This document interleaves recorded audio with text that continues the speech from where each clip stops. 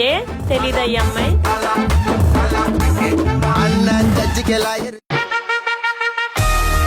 Time అయింది, ఇంక నేను వెళ్తాను. ఎలా వెళ్తావు? లాంగ్ వెళ్ళాలి కదా, ఊబర్ బుక్ చేసుకుంటా. సరే పదా, ఇంటికి ఖాళీగా వెళ్తాం, రేపడే ఉంచేద్దాం, డబ్బులైనా వస్తా.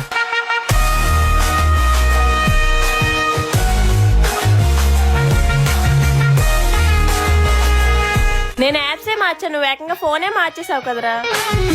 అసలు ఏం నటించావురా, సిన్సియర్ గా లవ్ చేసినట్టు. చూసిన వాళ్ళందరూ కూడా అదే అనుకున్నారు. రాణి నీ పని చేసి ఉండొచ్చు, కానీ నిన్ను మాత్రం సిన్సియర్గా లవ్ చేశాను.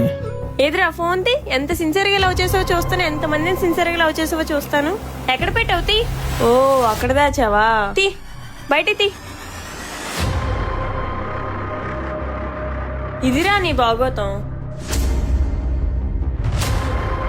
అయినా నేను నీలాగా అన్నిలతో చేయలేదు కదా.